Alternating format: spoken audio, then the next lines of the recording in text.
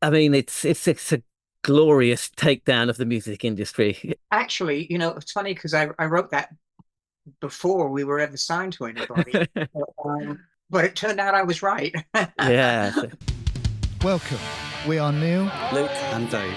340 somethings, reminiscing on the runners and riders of 90s guitar music. we look at the bands who soundtracked our youth on both sides of the pond and interview some of our heroes from the bands that defined a generation. You'll hear about the good, the bad, and the ugly of 90s guitar music. This podcast is Stupid and Contagious. Episode 44 is Stupid and Contagious podcast. Today we're talking to Crispin Gray from Daisy Chainsaw, so we'll get onto that one a bit later. It was a good little interview, Luke. Just Luke solo again this time. I thought we'll have a listen to that later. Before we get into that, what else has everyone been up to? Dave, have they identified the Berwick beetle? No, it remains unidentified. Yeah, afraid. it's a new species. But, separately, I've had to get the jerkin out of storage. I was going to ask about that. Is it cold it's over there? unseasonably cold. Is it? It's the coldest cold, June for ages. It's really? freezing. Yeah. That's mad. Oh, man. It's heating up over here. But back to the beetle, maybe they should just call it the Berwick beetle. Yeah. It's an identifier. Someone must be crossbreeding beetles over there. It's the sort of thing they fucking do, isn't it? They can use it as an attraction. Like if you go to America, they have like the world's biggest fucking slipper or whatever on the side of the road to get people to stop. Do they really do that? I thought that was just in The Simpsons. No. I saw quite a few. You could do that to attract passers-by to stop at Berwick. Yeah. We'd have to kill it, though, and pin it to a board. Whatever. Yeah, whatever it takes. You can open up a souvenir shop and all sorts. Have little beetle key rings. Anyway, Luke, still raining, heating up. Still raining. I've just been to the bathhouse. Oh, nice. That's why I had to delay today's recording. What does it mean? Were you starved? What else can I say? It's not like... hang on, we're not living in like Roman times. Wow, People don't go the thing bathhouses. is, we're doing some work. We're doing some work on the bathroom, so we can't use the bath or the shower for 4 days, starting from today. So we're gonna go around the local bathhouses. We've tried the one we tried to go to nearest the house wasn't open, so we went further afield. It wasn't too far, and just really have a look. It's really old, traditional. I don't think we want to see. Can you describe it for the people only on the audio? Well, it's a traditional building, but I guess it must be at the top of a skyscraper in the middle of Tokyo. No, man, this is like the downtown area. Traditional building. It's been there. They said it's been there 70 years. It's a really cool, traditional old bathhouse. So, go to a different one tomorrow. Yeah. Do you have to get naked? Yeah. I mean, you don't have to, but no, you do have to. You do. That's the rule. I went to one when I was in Tokyo. You're allowed to have like a modesty towel, though. You take like a small towel to cover your modesty. There you go. Anything music related? Anyone? Something I want to talk about. So this weekend, Liam Gallagher did his Definitely Maybe concert at the O2, right? So my mate Jasper, who listened to the podcast, Carrot. That's the one. Yeah. Yeah. He's still in the 90s, though, isn't he? Jasper Carrot. Never got out. I don't think he even got into the 90s. He was like 80s, wasn't he? The Detectives was good, though, wasn't it? I don't know that. It was far from the worst British sitcom. I'll give him that. It was all right, yeah. Funky Moped was his hit, wasn't it? Anyway, Jasper sent me he's a big Liam Gallagher fan, by the way. And he sent me a review. Yeah. I'm going to read it to you. Go on. Hi, Luke. Just a quick review of Liam's O2 concert on Thursday night. Played all of Definitely Maybe and some B-sides. So he must have done Dixie's Dinner, right? Right. Crowd was very restrained. Only ever got going for cigarettes and alcohol. Liam, very subdued too. None of his usual outbursts. Was even complimentary of Noel. Acoustics in the O2 were terrible. And I saw Liam regularly gesturing to the side as he's struggling to be heard. Overall, 3 out of 5 rating for me. Cheers, Jasper. then I followed up with another mate of mine, Naz, who also went, and he said it was good. His voice is still good. Crowd got rowdy toward the end. Some plastic beer cups thrown. Noel's gig was better, but it's all good. On to the next gig. That's what Naz said. So, not glowing reviews. And Naz sent me a little video as well. And that sounded all right to me from the video. Boner's there, isn't he? Oh, is he? Yeah, Boner's playing. How about you, Neil? What have you been up to? A bit of work on the van, put the skylights in, that sort of thing. It's ongoing. Watertight? Rain today, so. didn't it? Did rain, and I haven't seen any leakages. So, will you be able to look up at the stars? Could lay down in the van and look up at the stars. Oh, nice. Oh dear. Music-wise, not much really. I went down to Bournemouth to see my brother and that, and it was my niece's birthday, and I met up with Vince Main Street, and he's got tickets to the Liam Gallagher shows. So. He hasn't been listening to the podcast, has he? He has, yeah. Oh. Does he get annoyed about us taking the piss out of Main Street all the time? No, he's actually quite complimentary about the podcast. But yeah, well, so I get his take on it as well when he's been. D-Day, we should mention D-Day. Do we have to? Oh, no, not that. It's had me feeling sorry for poor old Rishi. Oh, have you heard about it, Luke? I Luke? feel sorry for him. Yeah, fuck off. He's an idiot. He's a cunt. How was he supposed to know the uproar that would come out of not attending every minute of that thing? Yeah, how did he not know? It's funny.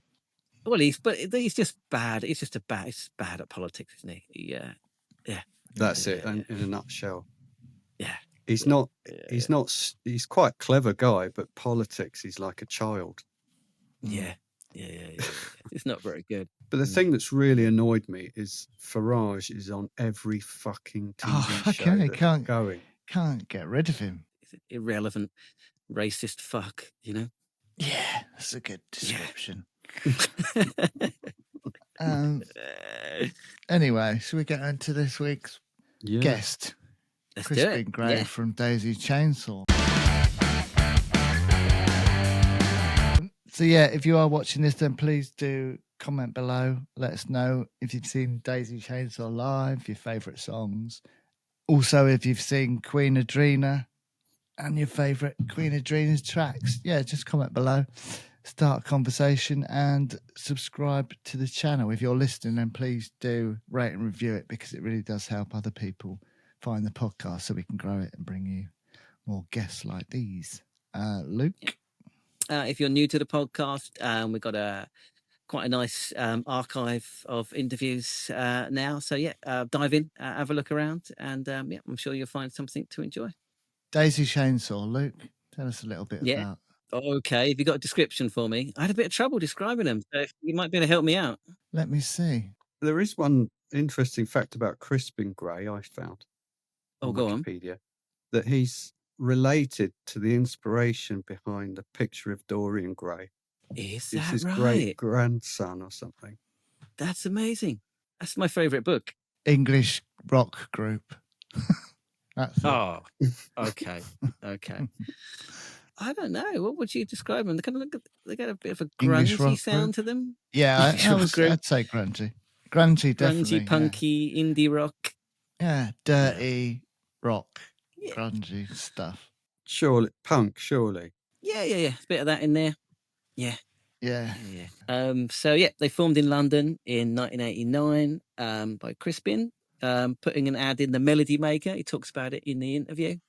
Recruits singer Katie Jane Garside, and they seemed to kind of take off pretty soon after that. Signed to Deva Records, who were a subsidiary of One Little Indian, who keep coming up on this podcast, right? And then they signed to One Little Indian proper a little bit later. Again, we can maybe talk about it after, but they another band like this that didn't sign to a major label despite being courted by several, including Maverick. Madonna's label. It's like the Badly Drawn Boys song. They turned Madonna down. No reaction. It's a good song. I'll put it on the playlist. I turned Madonna down just to be with you. It's a great song. I don't think it's true, but yeah. You would now, though, wouldn't you? Me? Madonna. I mean, I'm not mad on her. She's got a crazy face these days. She's had a lot of work done. Why not, eh? Why not? Oh, I'd love to have some work done. What would you have done? What would you have done? Yeah, what would you have done? I might get my ears pinned back. Probably get my nose straightened. Yeah. New set of teeth. Yeah. New teeth. New eyes. Yeah. New eyes. Eye job. Yeah. Eye job. Classic. Yeah, actually, you know David Bowie. What was wrong with his eye? Who? He had one different colour eyes. One blue, one green, didn't he? David Bowie. Yeah. Yeah. It's from, I think it's a result of a childhood illness. I want that anyway. That's what I want. You can just get colour contacts. You don't need to have like a full eye job. I hate contacts. The thought of putting them in. I know someone who does eye jobs. I could put them your way. You're thinking of hand jobs, Neil. Send him my way anyway. You basically just want your whole face done. A new face. Like face off. Cheeks are fine. Come on. Face off. Yeah. That's a classic film. It's good. I like face off. The acting in that. Film. John Travolta was acting. Nicolas Cage. Yeah, it's pretty. It's a true story, though, isn't it? Face off. Yeah. Apparently. Let's get back to Daisy Chainsaw. Carry on. Right. They quickly got a reputation as an incredible live band. Basically, worked the circuit. Appeared on the chart show and The Word. Never gone top of the pops. Yeah. Apparently, Katie Jane had a throat problem when they were invited on. Couldn't but they did get invited. They did. Yeah, they must have done because that hit was huge. Did you ever see them live? No, I don't think I did. No, did you? No, I didn't. Katie had this kind of, Wikipedia describes it as gothic street urchin look, basically. Crazy, wild hair, baby doll dresses, smudge makeup, etc. She looks like a bit of a wildling. But I wouldn't say wildling. Sure. Well, Courtney Love completely copied her, right? I wouldn't say it's gothic, really, but just like that she's come from the wild. All right. Doesn't it? All right. Well, Courtney Love completely copied her, didn't she? Yeah. Yeah, like the tat. Is that the official word, a wildling? What I'm saying is, if someone came out of the wild, it probably looked like Katie Jane Garside. Right. Here's something I read. So I've been reading Brett Anderson's second book this week, but in his first book, right, this is what he said. Yeah. Basically, he dismisses all music, basically, that he doesn't like, especially the stuff that, like the T-shirt bands and stuff, he was not a fan of. But he said this, I'm going to embarrassingly put on my 100 yen glasses. Oh, go on. This will be good. I finally succumbed and bought some reading glasses. I didn't want to, I just went to the 100 yen shop. So I'm very embarrassed. But so he said, the lyrics to Metal Mickey were a little throwaway, to be frank. But it suited the music's joyous teenage rush. If I'm honest, this is the lyrics to Metal Mickey, they were partly an homage to the only contemporary band I had any time for, Daisy Chainsaw, who had a kind of thrilling, scruffy glamour of their own. That's from Brett Anderson's indeed, isn't it? Yeah, I can see him liking them. Yeah, that's good. Yeah.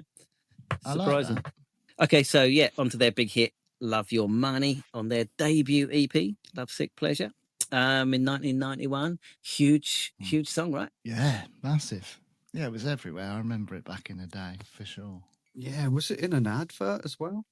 Yeah, it might have been an advert, I guess. Yeah, it was. Do you remember seeing them on The Word? I vaguely remembered, and then I had a rewatch this morning, actually. It's good, eh? And yeah, it's brilliant. Yeah, really good. Yeah. If that's live, which it is, then it's a great live performance. Yeah. And it's a great really song. Good. It's a takedown. It's a piss take of the music industry, right? It's all about how music companies don't care about anything except money. Yeah. I do remember it. I remember it well. Yeah, it's brilliant. So they had their first album, 11 Teen, in 1992. Didn't do so well in the charts, but it's a decent album. But in 1993, Katie Jane left the band and basically withdrew from public life and moved to this kind of famous kind of bohemian house in the Lake District. Apparently, like loads of like actors and poets and stuff kind of used to go and stay there. Okay, is it still This there? purple house. No, it burned down like 15 years ago. I would have gone tomorrow. Yeah. There you go. There you go. But yeah, Victoria Wood, Bob Hoskins, Ted Hughes, all you love all that stayed Victoria Wood song, don't you? Oh God. The thing is though, at the time, whenever that was, mid-80s, Hit Me on the Bottom with a Woman's Weekly was so outrageous, wasn't it? People couldn't believe it had been broadcast because it was so rude. That was the climax of the song. That was the last verse of about 25 verses. Went on for a long time. But people were outraged, weren't they? It was so rude. Are you sure she was at the Bohemian House? Yeah, apparently. That's where she wrote that song. Yeah. Was she just doing the cooking? Misogynist. She's not Bohemian, is she? She might have been back in the day. Bohemian as Neil's mum. No, but she used to be. She was part of that kind of raft of 80s comedians that, you know, like Rick Mail and everyone, right? She became a centrist mum, but she was radical back in the day, you know. Well, when she wrote that song, she was definitely thinking outside the box. I know. Maybe we need to put a one of those special disclaimers. Yeah, get one of those things from Apple to show that it's got adult content in. Now I've said those words. Yeah. Is that going to be on the playlist? No, it's got to be. It better not People be on Spotify. Enjoy that. Try and get the shorter version if you can, but if it's on Spotify, it'll go on. All right, hopefully it won't be. So go on. So she went to that house, and she was replaced by a singer called Belinda Leith, and they made another album for They Know Not What They Do in '94, but they broke up pretty much soon after that. And that's what he talks about in the interview. He says, you know, he kind of regrets the fact that they didn't last longer as a band. Yeah, he seems really disappointed, which is a bit of a shame, isn't it? Well, they had something good going, right? Yeah, it's difficult when the lead singer leaves for any band, isn't it? Yeah, especially like an iconic singer like her, right? He did some other stuff after that, but a few years later, in 1998, they reunited. So Crispin and Katie Jane reunited and started Queen Adrina, who were much darker and definitely gothier and noisier, basically, and far more successful and long lasting. I was going to say, Daisy Chainsaw ever were. Had more longevity, didn't they? They didn't have a massive hit like Daisy Chainsaw, but but they had 4 albums and they had consistent success, basically. Supported Nine Inch Nails and all of that, where we talk about it in the interview. But and that's about it. Nowadays, Crispin plays with his partner in a band called, I can't remember the name, Starsha Lee, and Katie Jane also plays in a band with her partner in a band called Liar Flower, and she's done loads of stuff over the years as well. But and that's where we're at. That's Daisy Chainsaw. He's a really interesting guy, so you'll enjoy this one. Here's Crispin Gray from Daisy Chainsaw. Enjoy. All right. Well, thank you so much for coming on the podcast. Where did we find you today? At home. Where's home these days? Oh, it's Belsize Park. Belsize Park. Yeah, just up from Camden. Right. Is that where you're from? No, well, technically I was born in Islington, but but I spent time in other parts of the world as well. But London is as much as anywhere that I would call home. Yeah. Okay, good. You've got a new band, is that right? Starsha Lee, is that it? Yes, that is correct. Yes, indeed. Yes. Yes. Tell me about it. Well, the lead singer is my wife. Convenient. Who I met in Portugal, and Right. yep. That's not how we met, but eventually it came about. Yes. Yeah. How's that going? The band, I mean. Fine. Except that unfortunately, Sophia, that's her name. Unfortunately, she has a rather nasty ear problem. It's called otosclerosis. It actually affects quite a lot more people than you might imagine. And she recently had an operation done in her ear. I mean, when I say recently, I mean like 3 or 4 days ago. Oh wow! Oh and we dear. how well that's gone, because the worst scenario is that she could actually go completely deaf. Oh wow. But not wood. So far, that hasn't happened. But we don't know yet how well it takes a while for her to recover, to find out, just how well it went. Oh wow. So it's early days yet, so we don't really know. But that kind of has slowed things up quite a lot. Oh yeah. So we'll see. But at the moment, it's kind of on hold. But we'll see. Yeah. Okay. Well, I hope she's okay. Wow. Yeah. I mean, hopefully we'll be sort of back in action at some point. And it's just the two of you, is that right? Yes. We did have various drummers and bass players, but we're thinking we might handle it differently when she's kind of back up on her feet, so to speak. We'll see. We're not sure about that either yet. All right, sounds good. Well, I was listening to a couple of tracks earlier. That sounded good to me. So yeah, it's good. Cool. Good. Oh, good. Yeah. Good. And also, sticking with current themes, I saw that Love Your Money is getting a special 7-inch re-release. Is that right? Yeah. How did that come about? That's really cool. How did that come about? Somebody I've known for many years, Carlton, from a label called Easy Action. He's been doing it for quite a number of years. It's funny, I can't remember where I first met him, but it was a long time ago.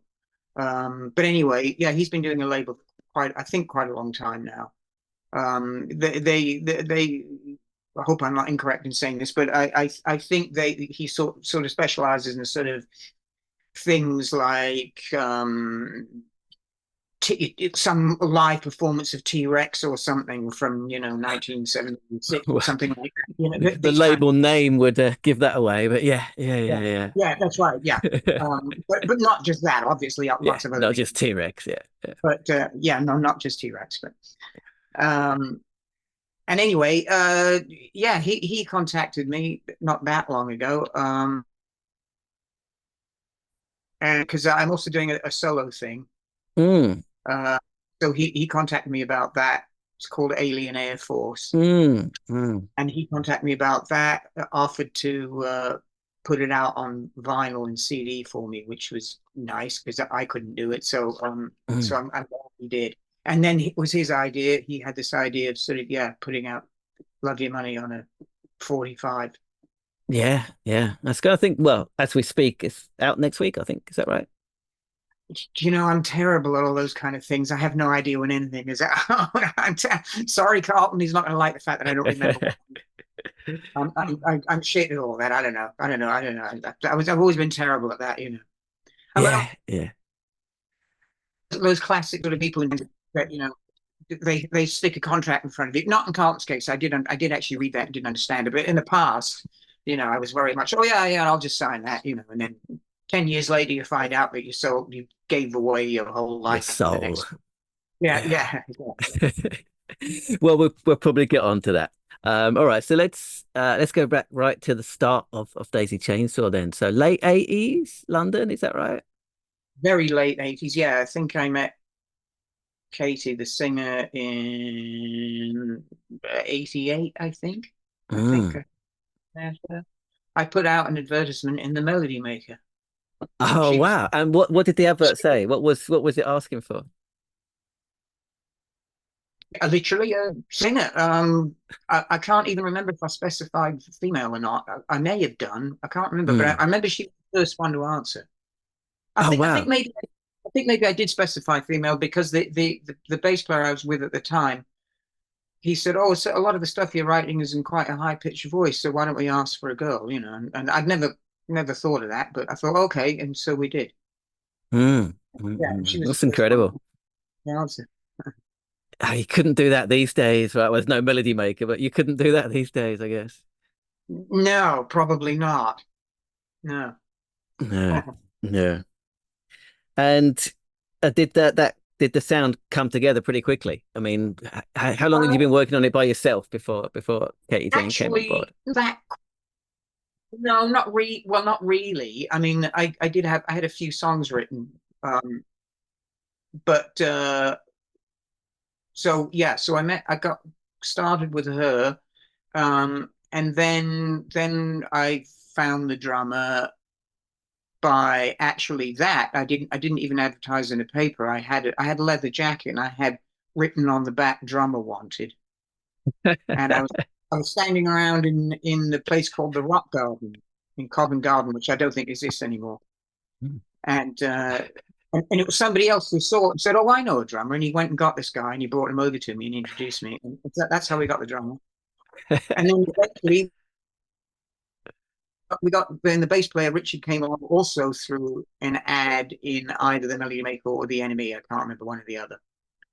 And so and when we finally got him, then it quite quickly came together. His style of bass playing kind of just fit very well with the way I played guitar, and Yeah. then it came together quite quickly. And that was probably 1990. Mhm.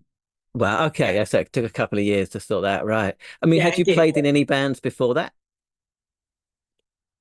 Not really to speak of, no. I mean, and I mean, nothing that was sort of, serious. Yeah. Yeah. And what was it? I'm trying to think like London kind of indie scene at 1990. I mean, what was the scene like back then?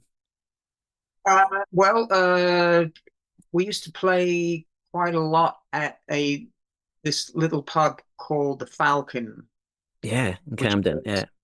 yeah, Royal College Street around there somewhere. And we played there quite a lot, and there was quite a few other bands like Silverfish.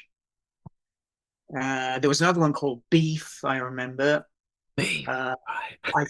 I think the Telescopes played there as well, Wow. Mm. and quite a few others. It went on for a couple of years. I don't know when it finally kicked the bucket, that place, but Mm.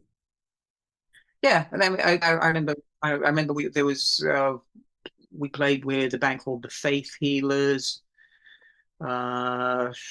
Eventually, when we started to get some attention, we supported the Manic Street Preachers Wow. times, and then we ended up doing a tour with Hole and Yeah. Therapy. Oh, therapy. Uh, Oh, really? Oh, I love a bit of yeah, therapy. yeah, Yeah. Yeah. Yeah. and So this was whole pre this pre was frame, this right? was well, it was right after they had released Pretty on the Inside, the first Yeah. one. That was the first one, Yeah. wasn't it? Oh, or Yeah. was it? Around then. Yeah. Yeah, Pretty on that the was the inside. Yeah. Yeah. Yeah. Yeah. Yeah. How was that? How was yeah. It touring was with right them? after they'd done that. It was good. It was good. I remember I remember playing a pub in Leeds called the Duchess of York, I think, or maybe Yeah. That yeah, sounds right. Yeah. yeah, I think it was, yeah. And I remember we all had to share one big sort of dressing room, and I remember talking to her and Courtney, I was quite frightened of her. Yeah, I thought she was quite scary, but she was nice to me, so that was good. Um, Yeah. and then we played some bigger venues where I didn't really see her very much, but I remember that one in particular because I remember she came and sat down and talked to me and singer, and I remember sitting there thinking, oh, she's kind of scary, so I kind of didn't say much. I just sort of nodded my head. They Yeah. were good. Yeah. They were actually good. They were very good. I remember because I watched them quite a number of times. Mm, I mm, mm. thought they Yeah, yeah. Did you also play with Mudhoney as well? Is that right? Around that time? We did. Yeah, we played with Mudhoney. That was at the Astoria, which is another one of those venues which I ended up playing at a lot, but unfortunately that's gone. Which is that one is kind of too bad. I thought that was quite a good place. The sound probably wasn't that great, but I liked the venue. It was good, and that all got torn down when they did they completely remodeled Tottenham Court Road tube station all around there. That's where it was. But that's all. God knows when they demolished that. But anyway, Mudhoney, yeah. Yeah, how was that? Were they good lads? Yeah. I remember the singer. I remember for some reason he told me he didn't like the Doors. I don't remember why we got into that conversation, but I remember him saying, "Yeah, I don't like the Doors." Yeah, that's great. That's great. Well, I mean, your kind of live shows were pretty legendary, I guess. I mean, was that always the idea to have that bit of chaos going on? Was that the No, vision? I mean, there was. It's funny. After we had the hit of Love Your Money, and we sort of, we were on a TV called The Word and a couple of other stuff. After that, some people in the press seemed to sort of think that we were kind of almost manufactured, as if it was sort of very intentionally thought out, and and that we were going to act sort of mad and stuff and everything. But it wasn't at all. We actually, even though I can see why it looked like that, because I had song titles one of them was called "I Feel Insane," so it looked like we probably sort of sat down and said, right, now we're all going to act mad, but we never did, nothing. And I wasn't thinking about that even when I'd written that song, because I'd written that year anyway, so none of it was intentional. I mean, if they had any meetings about it, I wasn't there. So I mean, when those kind of accusations came up, and I mean, how did you feel when that kind of those accusations of that came up? Well, I thought it was funny, but I mean, in a way, I wasn't really. I was too concerned about what the next record and things would be. So I was never that. I mean, I do. It's funny. I do remember the bad reviews more than the good ones, but I think that's probably a standard thing.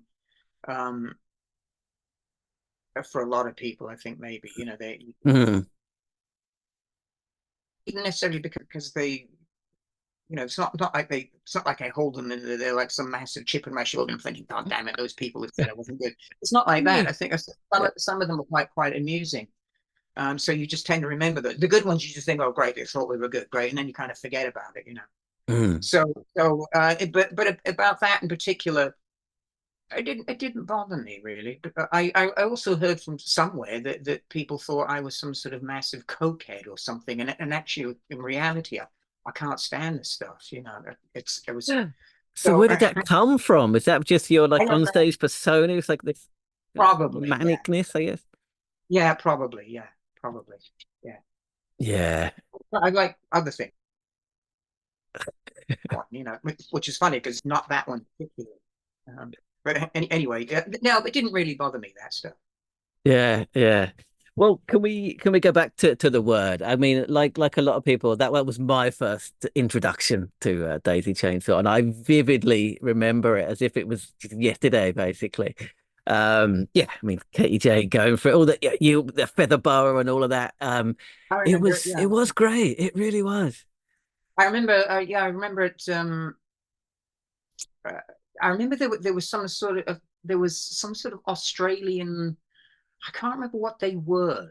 There was these Australian guys there that were also doing something, and I can't remember. They were some sort of. I don't know what they were, and I remember. I don't know if you remember, but myself and Richard, the bass player, for some strange reason, we decided to wear dresses on that show. Yeah, definitely. Yeah. Me and him were both in and I remember coming out to do our bit, And these guys who were, I don't know what they, I can't remember what they were. I can't remember if they were athletic Olympic swimmers or something like that.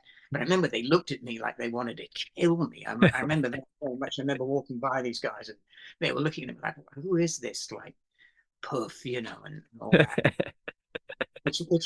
which I actually kind of enjoyed that. That was quite amusing because they couldn't touch me. Yeah. They were wearing a studio full of people as they, you know, but that was quite fun. But I liked it. I actually enjoyed doing that. The funny thing is I don't remember who else was on the show with us because there was another band. It might have been Kingmaker, possibly. Oh wow, that might have been another show. I can't remember. Yeah, well, we spoke to Terry Christian for the podcast, and he talked a lot of. He talked like about the word, right? It was such a big program. I mean, I think like, well, my age at the time, basically everyone I know watched it. So I mean, like the next day, were you like recognized in the street and stuff like that?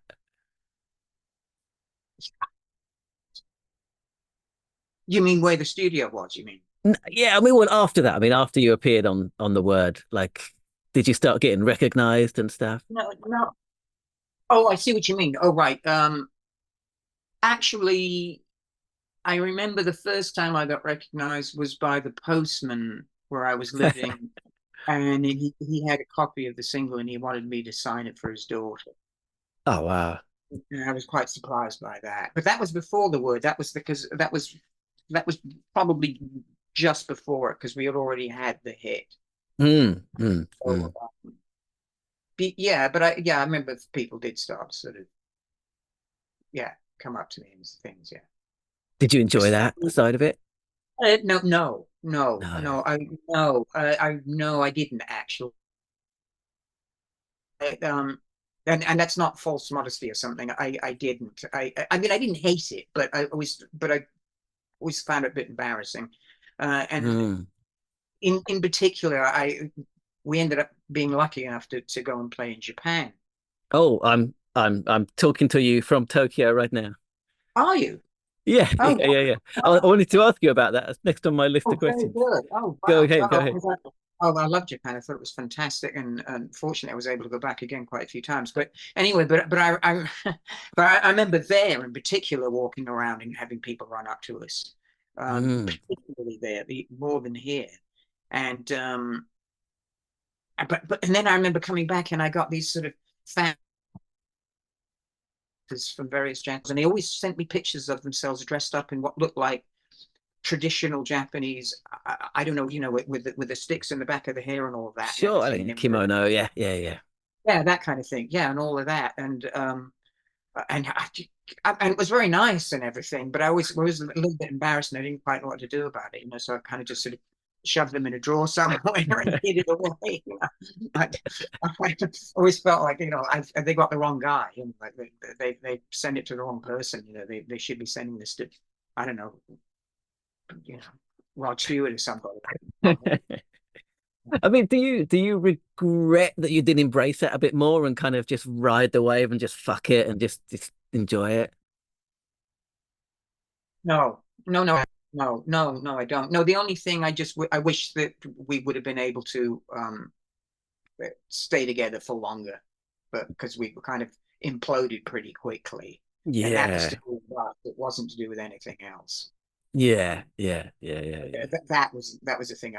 Because I worked very hard to make Daisy Chainsaw happen, and it did, you know, and then it was sort of gone, you know, and but that's shit happens, as they say. Yeah. I'm sure you're bored of talking about it, but can we dwell a little bit on Love Your Money a little bit? I mean, it's no, go ahead. Yeah. I mean, it's a glorious takedown of the music industry. I mean, was that what you were experiencing? Actually, you know, it's funny because I wrote that before we were ever signed to anybody. But it turned out I was right. Yeah. But in a way, I don't blame them, really. I mean, in a way, I mean, you know, if a record company isn't making money, forget it. They're not going to exist, and that's it, you know. Especially when they were more important than they are now. Well, at least I don't know. I don't really know if they are more important or less important now. I don't know, but I don't really understand record companies work nowadays. I don't understand how they make money. I don't know if they I don't think they do either. No, I'm not sure they. Do they do it purely through streaming, or how do they? You have to stream so much. Well, I don't understand how it works, but yeah, but yeah, with Love Your Money, yeah, I was thinking that, and I turned out to be pretty much correct. Yeah, I mean, did it feel like a hit? When you put your pen down, when you were like, "Hey No, boys, we got ourselves a hit on our hands," or was it just another song? no, I didn't think that. Not really. Actually, well, I guess I must have done to some degree, because I remember with the first manager that Daisy Chainsaw had, he had these offices somewhere in South London, and we always had to go there occasionally to meet up with him. And on one occasion, it's an A&R man from Polydor down. And back then they all wanted you to have 3 songs that could be singles. And so we were told to choose 3 of whatever we had at that point. And Love Your Money, I decided to put that on the list. And the funny thing was, I remember when the guy from Polydor came down, and he said, "Well, I think these other 2 could be, but this Love Your Money, no, I don't think that'll ever be a hit." and that's true. They never have a clue, do they? They never have a clue. I don't remember his name. I remember that very clearly. He didn't think that was going to be a hit. Yeah. But we actually started out with a publishing company. We were signed to a publisher first before a label. Mm. And they hated the mix of it. When we first mixed it, they hated it, because they had that loud bass part and everything, Mm. They said, "Oh, you won't even be able to master this, with that ridiculous bass poking out and everything." It was an unusual song, though, to break out. It wasn't the kind of song that usually kind of takes the charts by storm, right? No, I guess not, and particularly not for them, I suppose. Yeah. I think we were lucky. We were very lucky because it happened just after Nirvana and Hole were obviously were breaking out. So suddenly, and there was the word grunge had already started. Yeah. And so I think they were lucky. It sounded sort of a bit. I mean, it didn't sound anything like Nirvana at all, but it did have, it was distorted and all of that. Yeah, that kind of buzzsaw guitar thing going on. It was there. It was there. Yeah. And this ridiculous bass, and all of that. So I think we're kind of lucky because of that happening. I think maybe they were the DJs. I think it was Mark Goodyear who played it first. I think maybe they could get away with it, and so could we, because grunge was happening. So they were allowed to sort of maybe play something a bit more distorted. Mm. It's really interesting. We talk a lot on this podcast about the kind of the push and pull that was happening at that time between UK and US bands, and how basically the whole music press and the music industry overnight just seemed to like shift over to America. Do you think that Daisy Chainsaw were kind of able to be like a bridge at that time between those things?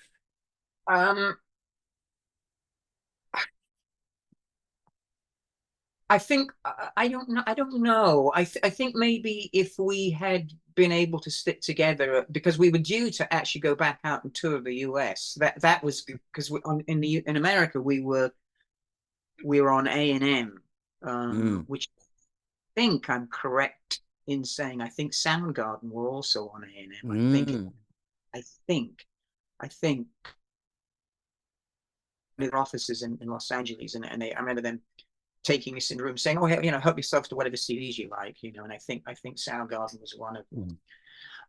But I think maybe if we had stayed together longer and had toured longer, we maybe might have found ourselves actually just spending a lot more time in the US.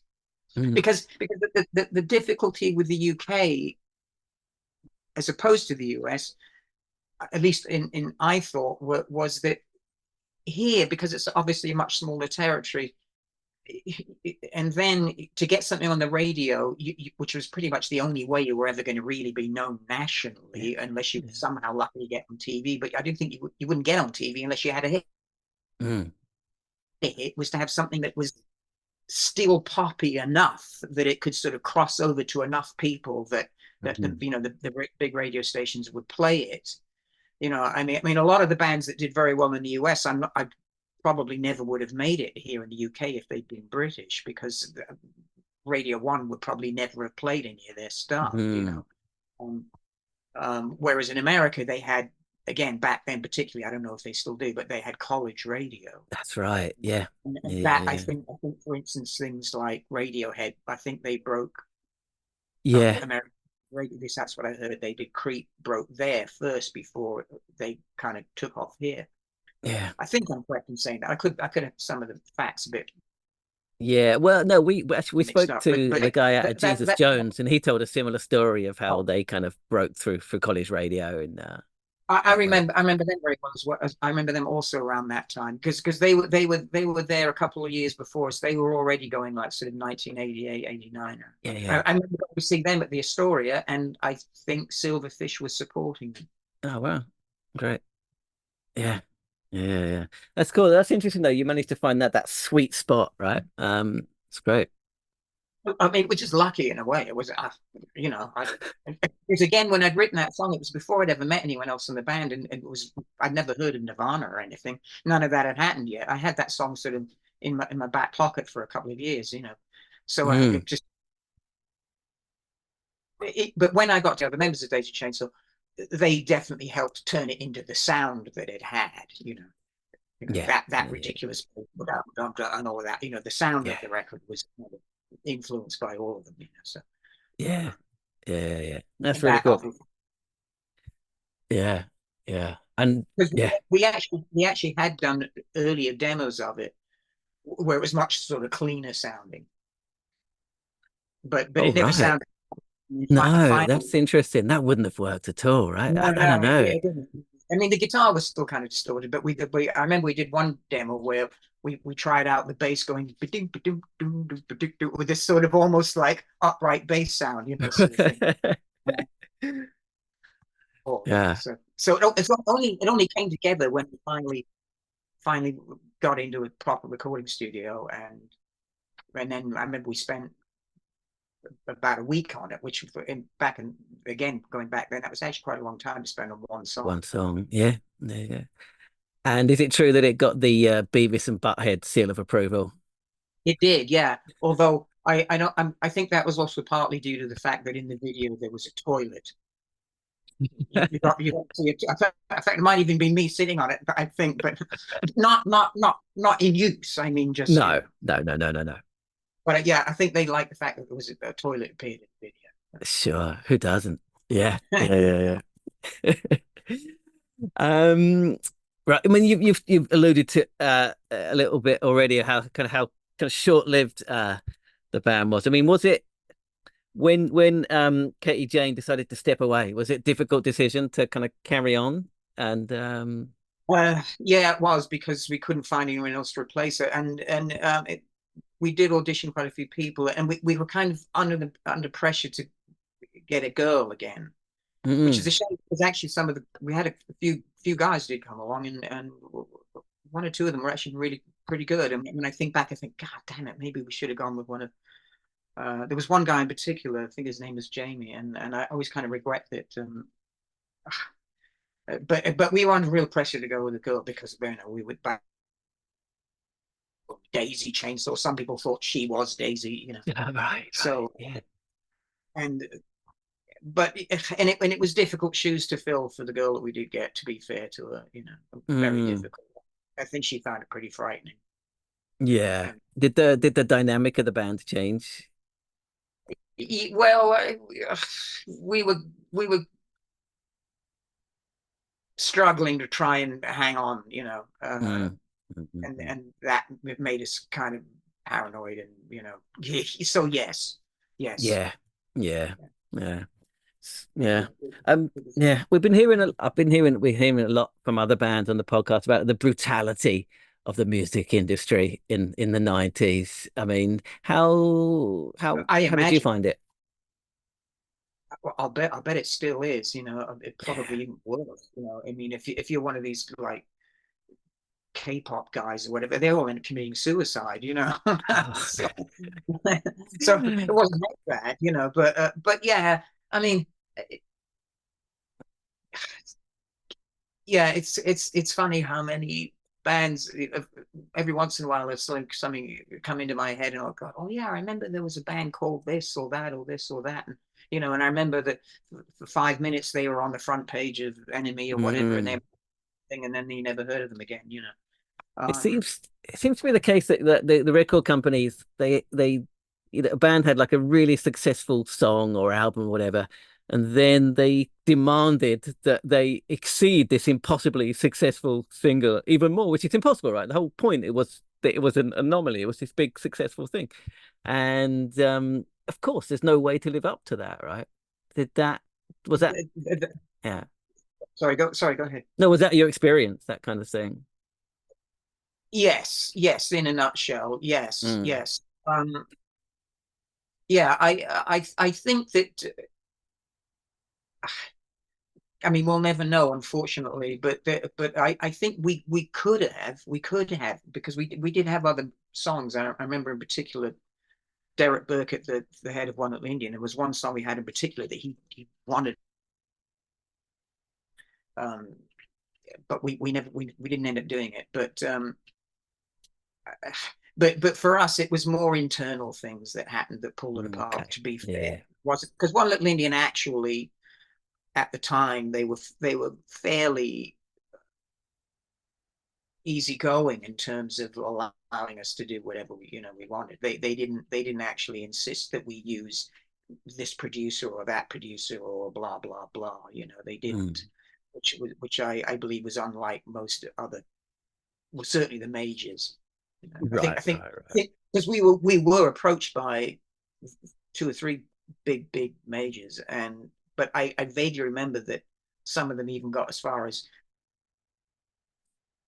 throwing a contract down to, and I think those contracts did sort of insist that they got to choose who would produce. Is that why you turned them down? It certainly was partly. Yeah. Yeah.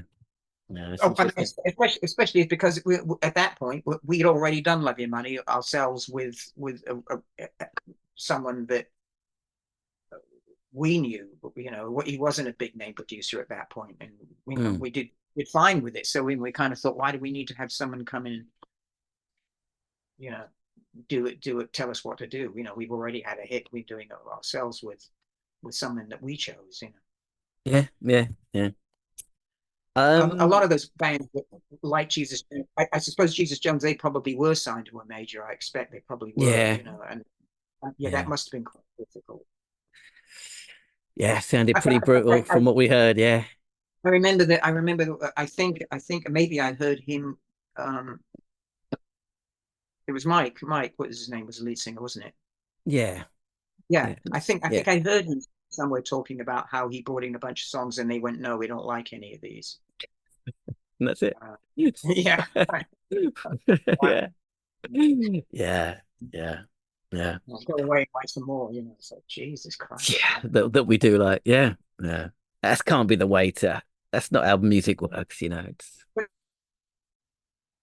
Didn't they have that problem when they came out with the Neutral? The record company was very unsure about which one would be, and then they kind of pushed them into getting a couple of them remixed by whoever, blah blah blah. They weren't happy with the Steve Albini mix, and so on and so on and so on. Yeah. Before we move on, I just want to ask really, really quickly, because I'm based in Japan. You worked with Hanayo for a one album, is that right? Yeah. She's really cool. I mean, I know her from other stuff, so I was really surprised to find that out when I was kind of getting ready for this interview. How was that? Yeah, that was very odd. Yeah. How do you know of her? She did some stuff with Merzbow, like the Japanese noise guy. Oh, right. So that's how I know. And yeah, over here, I mean, if you're into arty stuff, you might know her name over here, so yeah. Well, I mean, I know of her obviously because we did that CD with her, all those years ago. Yeah. Yeah, that was unexpected. I can tell you that. At the time, I don't know if she's still with him. She was with I can't remember his name. He was German guy. Yeah, no. Well, I think she's back in Tokyo these days. But oh, okay. Yeah, I was never clear if they were married or I wasn't sure. But anyway, and he approached us. I remember it came through him, and the label. It was some imprint of Epic, Sony or something, which also probably doesn't exist any longer. And suddenly I was like, okay, all right, if you want to do this, we'll do it. Yeah. It was quite sort of bizarre. That's just a one-off, and that was it. Yeah. Yeah. I mean, I didn't really understand at the time. I mean, it was a bit of a shame in a way because I probably wasn't very nice to her, and because I didn't really fully understand what was going on. I didn't really. I wasn't sure. I never really got a clear idea of at the time. I remember thinking that she was like a pop star in Japan or something, but I wasn't clear on what it was, so I didn't really know what they were looking for. I didn't know if they wanted to sort of do "Love Your Money" type songs, but with her singing or what. So I was never very clear. It was always very sort of cloudy to me as to what the hell it was all meant to be. So I always feel a little bit bad about that. Yeah, it's interesting. It's cool. Yeah. I mean, I hope she's well. I hope she's doing fine. Yeah. I think she's cool. Okay, so let's move on to Queen Adrina, if that's okay. So, when you were putting them the band back together, so to speak, I mean, how did you want Queen Adrina to be different to Daisy Chainsaw?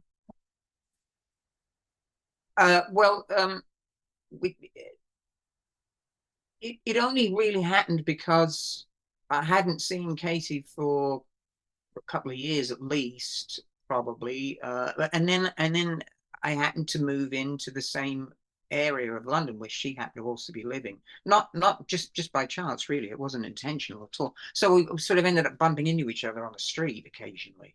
And for a while, there was no suggestion that we would play together. I mean, it was just, I kind of said, "How you doing?" And said, she was like, "Well, how you doing?" It was perfectly friendly and everything. She was trying to do something or other, but I frustrated. It wasn't, whatever it was she was doing wasn't really coming together.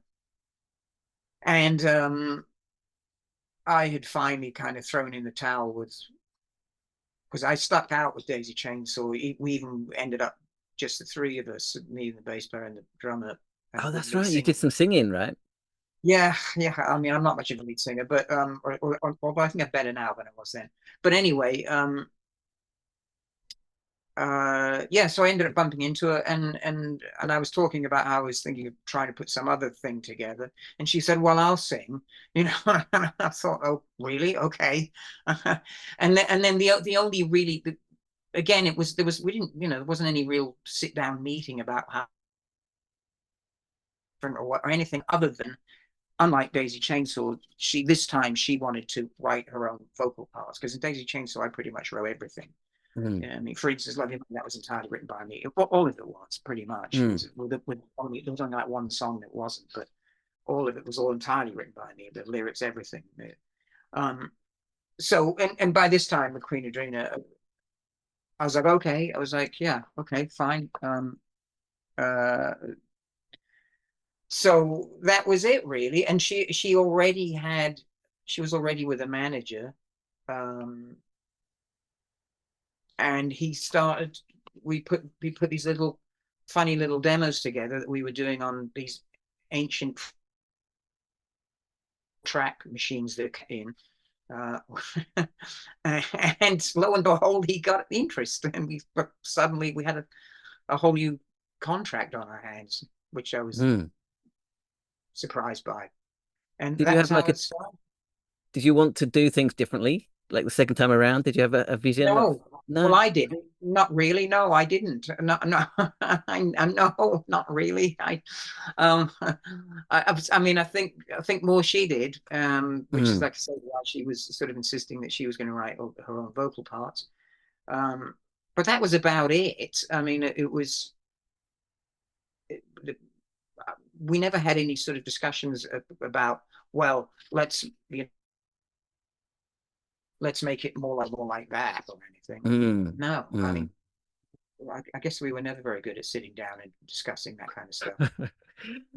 But the sound was a little bit darker and a little bit harder, and than was it? I guess maybe it was. What was it?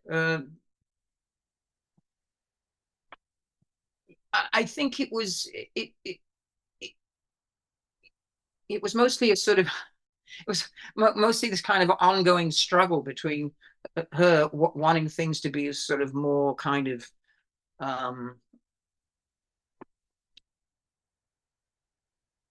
quietly dark and sort of atmospheric. I still wanted to sort of, bang out loudly as possible. And so it was this kind of uncomfortable thing of the two of us, constantly her trying to get it more that way and me constantly trying to keep it more. I was always trying to get it to be more like Pretty Like Drugs, Right. She was trying to get it to be more like a quiet little quiet thing, Sure. That's really interesting. I was looking through I was looking at the kind of the list of the bands you played with and stuff, like Marilyn Manson and Killing Joke and Nine Inch Nails and stuff, and it's completely different to the bands you were playing with in Daisy Chainsaw. I mean, do you think were you put into that kind of more kind of emo-y, kind of gothy kind of thing that was going on at that time? Yes. Although actually, having said that, we did play with Foo Fighters in Ireland. So we was Dave Grohl as nice as his image? Actually, I can report that. Yep, he absolutely was just as good nice to hear. as everyone. Yeah. No, he was very nice. I have to say he was. And he bothered to come down and say hello, and he was a very charming man. And seemed to be very genuine and all that, and very, very nice. But yeah, and I think we did kind of get in little, suddenly what we had to be with all those bands you just mentioned. I mean, were you comfortable with that? Actually, it's funny how people always say, "Oh, Nine Inch Nails." In actual fact, we didn't play with them because they were supposed to play that day, but it was the same. It was the day after they had been at one of those big festivals like Roskilde or one of those ones, and it was the one where some people had died.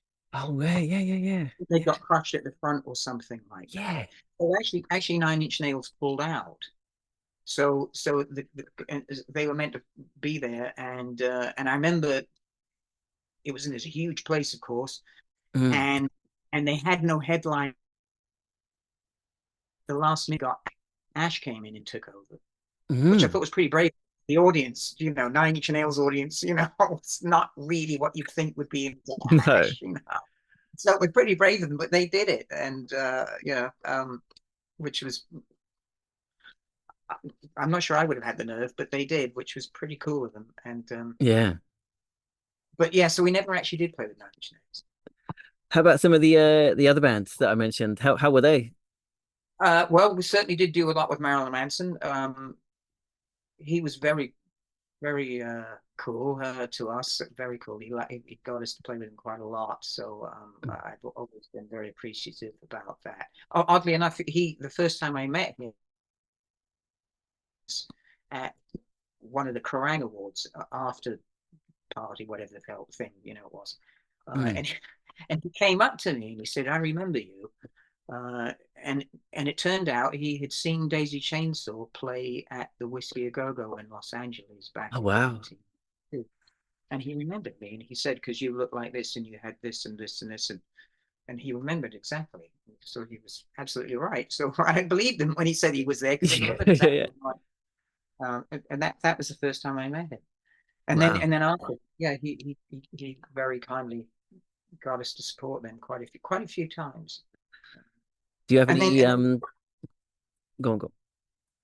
Well, yeah, and then we played with Garbage. She was very nice. She came out. Oh yeah. And, wow. Yeah, Killing Joke. Which was also funny. That was funny. He was very nice, Jazz Coleman, and there's quite a few others, and I can't. Do you have any stories of on the roads debauchery and hedonism you can share? Nothing in particular. I mean, I've never been one for sort of smashing TVs or throwing them out the window or anything, or blowing up toilets or anything like that. I don't drive, so I wouldn't be caught driving a Rolls Royce. Yeah. Like that. In fact, if anything, I probably was careful to leave the hotel room as sort of nicely as I could. Sure. Did you have any kind of mismatch? I found an old article. It was written in Japanese. It was you played like I think like 2008 in Tokyo, and you were on with like the Wombats and like Jolene and the Jing Jang Jong and all these like completely like bands that are completely opposite to Queen Adrina. Right. Was that called I remember we played something British anthems. Yes. Yeah. That's right. Yes, that's right. We did do that. Yeah. I remember the main thing I remember about that is the stage was very deep and the drums were back, and I couldn't hear him at all. So I remember us constantly, I'd be done with the song like about a minute before him, or the other way around, he was done and I was still playing, and I couldn't hear him. That was the main thing I remember about that. So there you go. That shows you how aware I am of who we were playing with. But I do remember. Yeah, there was kind of an odd array of bands. Seemed a bit of a mismatch. Yeah. But we also did our own shows as well. I remember too. Yeah. Okay. At that time in Japan. Yeah. We Queen Adrina played twice in Japan. That time, and then another time we went back again. The band seemed to go through a lot of kind of lineup changes, label changes. Did that kind of get in the way of like actually writing songs and the music and stuff? No, not that much. No, I don't think so. Not really. I mean, it's always tricky when you're constantly having line. I mean, it was more bass players. We always had, revolving door bass players. After Awesome, the first guy left. Then it was, I don't know, we had one after the other. I don't know. I think we ended up having like 8 or something in the end. And that's always, that's always awkward because it's you suddenly have to sort of shift a bit to, and they have to kind of get to know you and all that kind of stuff. Right. But you and Katie were at the core of the band all through. Well, so. and then also Pete Howard with Queen Adrina, because after the first album, he came in and he was there for the whole time pretty much. He was on all the albums after that.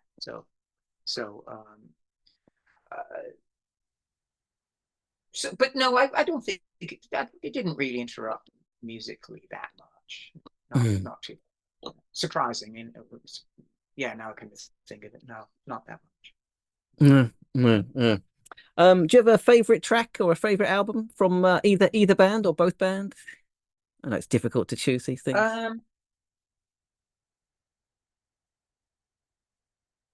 Well,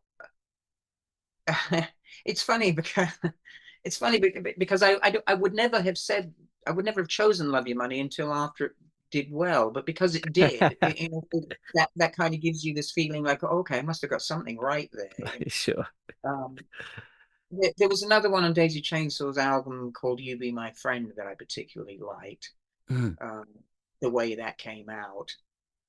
Queen Adrina, probably Pretty Like Drugs, actually. I'd have to say that was probably my favorite track. Yeah, I really enjoyed playing that one live. And I arranged that very carefully, the arrangement. I mean, I was careful to make sure it did this at that point, then it went down here, went back up, and so on and so on. So yeah, I like that. That would be it, those ones. Cool, good choices. All right, I won't keep you much longer. Basically, we ask every band member we interview the same question, and the question is, which other band from that era, let's say the 90s, would you have liked to have been in, and why? Oh boy, that's a tricky question. Yeah.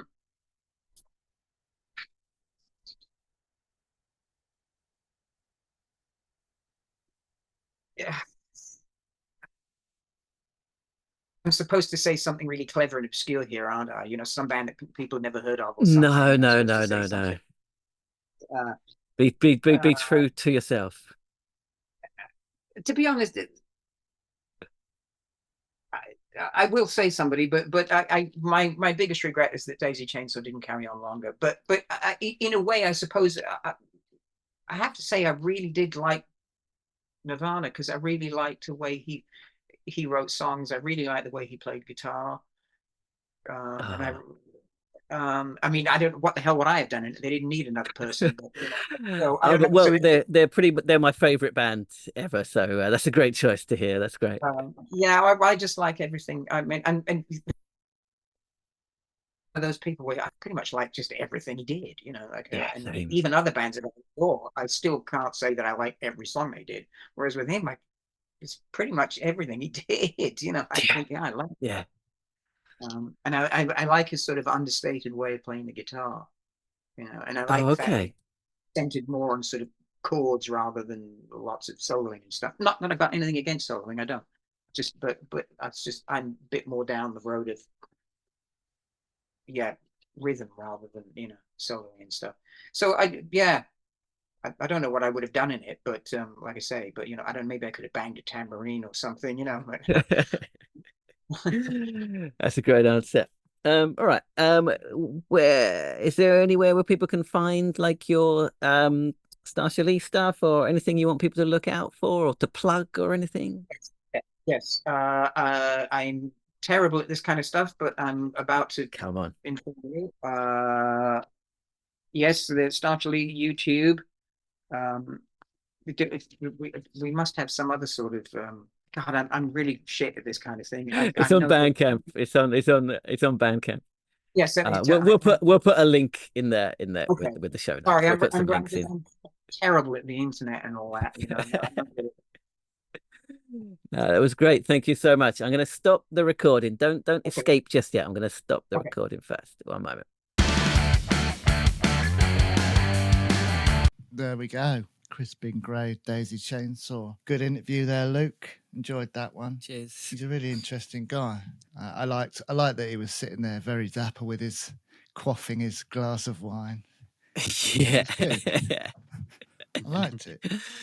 What time was it recorded? Yeah, I was going to say that must have been like now, like this time. So this is like 1 o'clock the afternoon. That's a bit of a lunchtime white wine.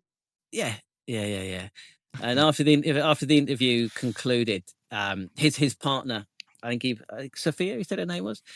She came over, topped up his glass and said hello. Had a little bit of a chat. She was lovely. Nice. So she's from Portugal. I was just like, my sister lives in Portugal. We talked about that a little bit, and she was lovely. Live in Portugal, didn't I? So just really nice guy. But yeah, I like that he was sitting there in his suit, drinking a glass of wine. Why not? Yeah, why not? It's a rock star. Yeah, it was another good one because I'd never really seen him before. Didn't know him, but then you listen to the interview, get to know him, get to like him. It was good. Mm-hmm. Yeah, he seems like a really nice guy. Really passionate about music and just generally interesting. He reminded me a bit of Grayson Perry type guy, arty guy. Maybe a bit of David Bowie. Yeah, he's very yeah, arty. I give you that. Yeah. yeah. But you could. It's not like he's suddenly put that suit on for this chat. That's obviously him, isn't That's it? how he And lives his I like life. that. Yeah. Well, he might have put it on for the chat. He might have done, but I just imagine that that's the sort of guy he is. Drinks a glass of wine in his suit.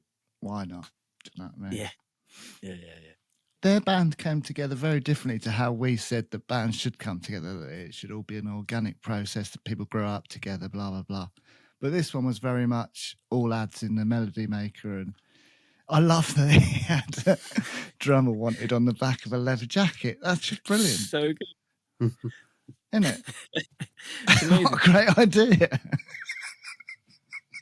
That is a great idea. All bands looking for musicians should take that idea on board because it's genius. Yeah. Especially if you're at a gig. You know, you're at a gig with people that are into music. It's a perfect place to find a drummer. But yeah, and all the other members are just found through the music press and stuff. So what I'm saying is none of them knew each other previously, did they? It was all very sort of DIY put together. Might explain why it fell apart so quickly, you know, because they didn't have the gel of friendship beforehand. I don't know. It's interesting. We always talk about like the music press being so important in terms of like, you know, getting exposure for artists and stuff like that. But it was also that part of it as well, wasn't it? That the Enemy and the Melody Maker, they were part of that community. They made bands happen by that kind of, you know, all the classified ads. They were huge part of the music community in the 90s, you know. So another function of the music press that's gone, you know. We put some ads in the, I don't know if it was Enemy and Melody Maker from Main Street back in the day looking for musicians. There you go. Do you get any response? We got some fucking weirdos turn up.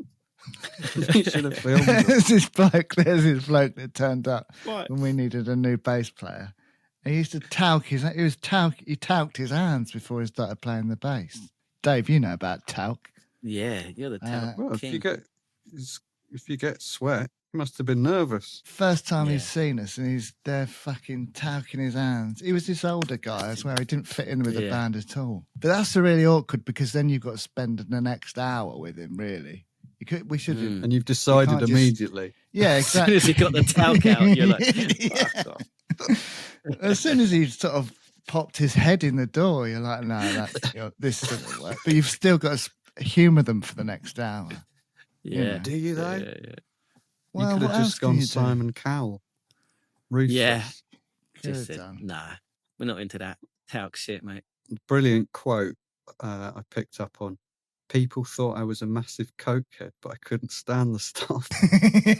Just because it was a bit mental. So what did he do?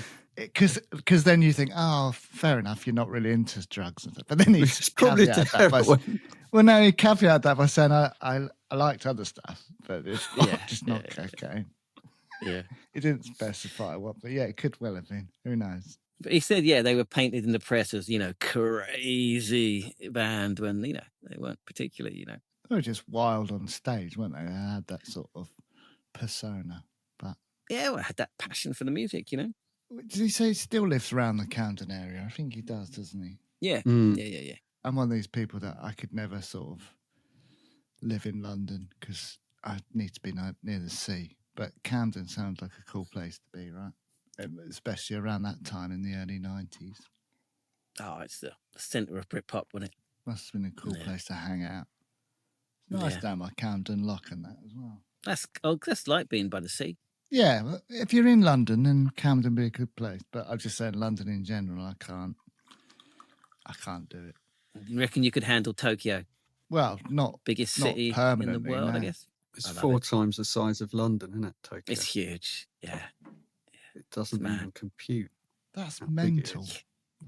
But then, you know, I can get on my bike and 10 minutes later, I'm at an old-fashioned bathhouse. How cool is that? Yeah, no, I'm not dissing. London's a beautiful city too. Like, I'm not saying it's a horrible place. It's just not for me. I just couldn't do it. But it's still a cool place to hang out. They played with Hole and Mudhoney. Incredible, they right? did, and Mark Arm doesn't like the Doors, which I thought was fucking brilliant because you like them. Everyone likes the Doors, don't they? Mark Arm doesn't. Except Mark Neil Arm. famously doesn't like them. Mark Arm on and the me podcast. don't like the Yeah. Doors, so that means that we've got a connection. Me and Mark Arm should Yeah. meet up for Yeah. coffee or something. What's your beef with the Doors? Speaking of beef, he said there was I a, didn't he? He mentioned there was a Band called band called Beef. I love Yeah. that. It's the worst and best name I think I've ever heard. Poetry to music, isn't it? It's just What's wrong with you know, that? But all right. nothing wrong with that. That's fine. Just- That's fine. But yeah, I like that Mark Arm backs me up on that. In your Yeah. face. Must be true. I must have a point for once. Yeah. He said he No. was a bit scared of Courtney. Yeah, I like that as well. It would be though, wouldn't it? Yeah. She was scary. But he also said she was really nice. Nice to him. Did you know she punched Kathleen Hanna in the face When? in the 90s? It doesn't really I surprise didn't know me. this until she said in her book. I had no idea. I'm sure she had a run-in with a lot of people. Jealous of her friendship with Kurt, basically. Do you reckon Kurt would have killed himself if he hadn't married her? Do you reckon it's her fault? Oh, I thought you meant the opposite way. Like he was going to kill himself until she came along. I thought you were implying.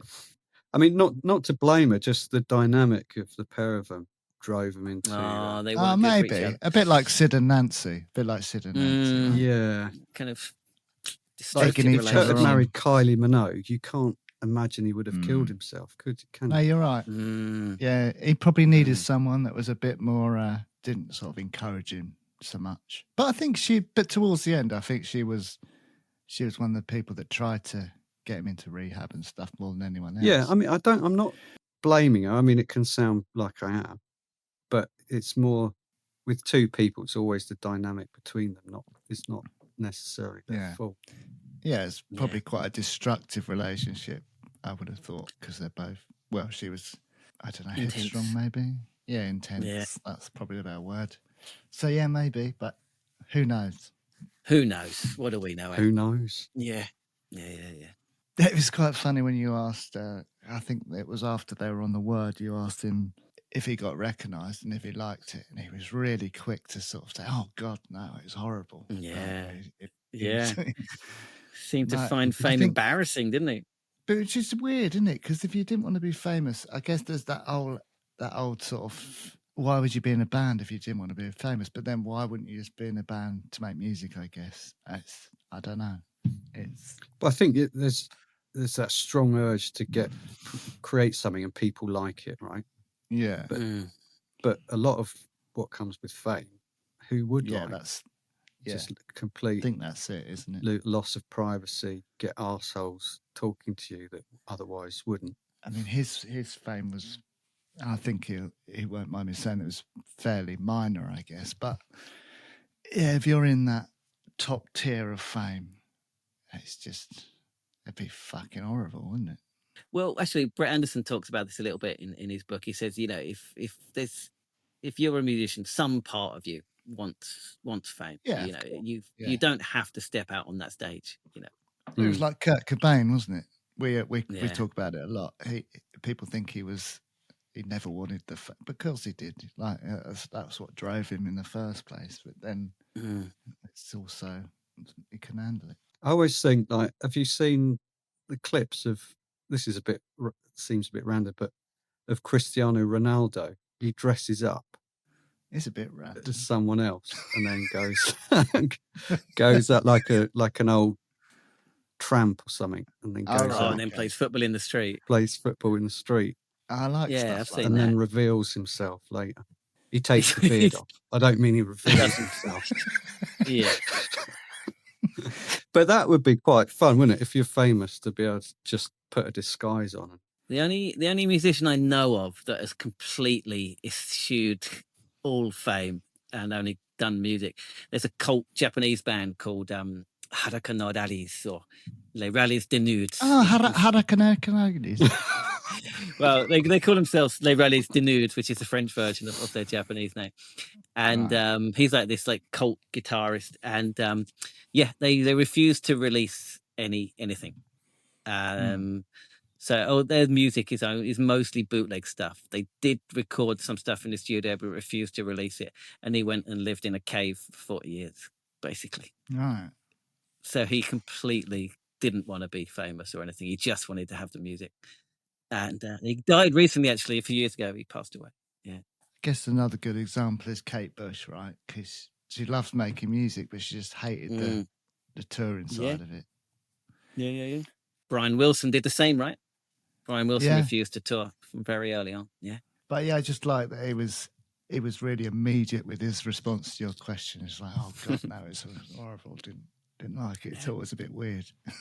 The mega fans from Japan again. This comes up a lot. What is that all about, man? What's going on? It's a different way of being a fan, isn't it? Yeah. It's what you do if you're a fan, you know? I've never sent my picture to anyone. Maybe it's about time you did. Who would you send it to? All right, I will. Who? It's got to be a current contemporary artist. Well, we spoke about Coldplay last week. Maybe I'll send Chris Martin my picture. Yeah. All tastefully done. However I choose. Yeah. Maybe like hold a potted plant in front of your nether region or something like that. Dave, have you ever sent Tunde a picture or? No. Maybe you should. Send him a picture of just in a jerkin. Just that, nothing else. But why would you? To show him you're a fan. Yeah. Then Luke, did you send your picture to Jimmy Savile once? He requested it. Don't know why. Yeah, a note I put down was college radio, how that came up again. But why the heck? Why don't we have that? Well, we used to have pirate radio, didn't we? But... Yeah, but college radio, is it like, have you seen in Pitch Perfect, where she's working for the college radio?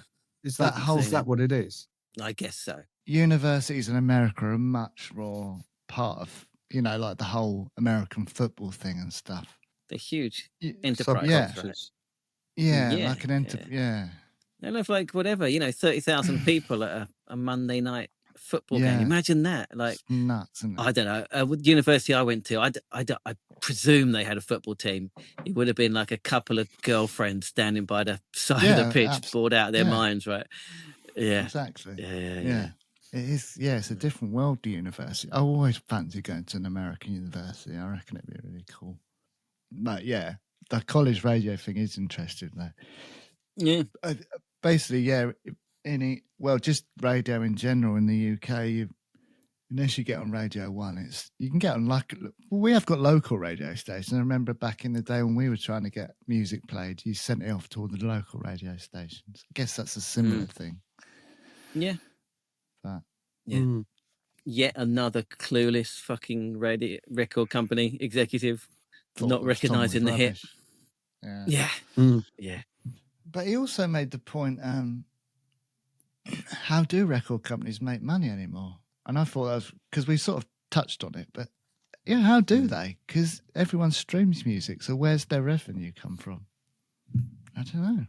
Well, they concentrate on having massive stars, Spotify, don't they? Yeah, but still. And I guess the little ones don't exist. But then if all artists are always moaning about how little you make from Spotify, but then, But big artists make a lot of money. And the big record companies that have got a stake in it are fine. Yeah, and they get paid a higher amount than the smaller bands. Indie labels still make money just from people buying physical copies of vinyl, because indie kids like buying vinyl anyway, right? Yeah, and the major artists make enough money from streaming, so it's just I guess they have a stake in the tours as well and stuff like that. Yeah, well, that's the way to make money these days. Touring's where the money's at. Yeah. Well, look, touring and merch. Oh, Swiftie, 2 billion in it so far. That's I think she was the first to break 1 billion, and now she's broken 2. Is she the biggest pop star of our lifetime? Yeah, I think she has to be, right? Is she bigger than Michael Jackson was in the 80s? No. Is she bigger? Is she bigger than Madonna was in the 80s? I think she's bigger than both of them. I think she's the biggest pop star of our lifetime. She's making more money, but I don't think she's bigger. In terms of cultural impact. Yeah. She doesn't have many well-known songs, does she? So my question about whether Daisy Chainsaw were a bridge between the US and the UK music scene, he didn't seem convinced that it was. But what do you think? I don't know if they were a bridge. I think they definitely benefited from the fact that that song did sound all grungy and punky and fitted with the grungy sound at the time. They kind of rode that scene, didn't they? I don't know about a bridge, though. Do you? I think musically it was. Yeah, I was going to say, musically. They're much more like Babes in Toyland or something than really, anything that was going on in the UK, right? And their personalities, you know, I'm only assuming now they were into heroin, but... They weren't. Why are you saying that? Did you say they were? I thought they were. No, where did that come from? I thought you said they were. That's what Dave thinks. No evidence for that whatsoever. You need to retract your accusation. Well, I do retract it. I just thought that was what we mentioned before, that they were. No, I thought he was like, talking about smoking a doobie or doing a couple of pills now and then. I didn't think he was. Maybe a tab of acid. Oh, I just thought that kind of act was all right. Maybe they weren't, but they were more the heroin kind. And then you've got your Britpops that were more the cocaine kind. No, Britpop loved a bit of heroin. Did they? Yeah, they did. Yeah. Yeah. Maybe that's like that house in the Lake District was like, that's a heroin house. Victoria Wood. Bob Monkhouse and Victoria Wood. Bob Hoskins, not Bob Monkhouse. That would have been good though. They all went to the Bob Monkhouse house and got high on heroin and wrote songs. That's where that song came from. Hit you on the bum with a woman's weekly or whatever it is. That's how the song came about. Yeah, that's how it happened. Yeah. We solved it. Dave Grohl, nice guy, confirmed again. No, everyone's. It's got to be true, isn't it? Yeah. Case closed. So that's it for that. This one. Crispin Gray, thanks for coming on. Enjoyed that one. Pretty nice guy. Did like it. Yeah. If you did enjoy it like we did, then please do, if you're watching, please do comment below. Obviously, we all know that track, but let us know your favourite tracks from Daisy Chainsaw that possibly aren't that one. Or Queen Adrina. Yeah, or Queen Adrina. And if you've seen them live, let us know where you saw them, how it was, enjoyed it, blah, blah, blah. And subscribe to the channel.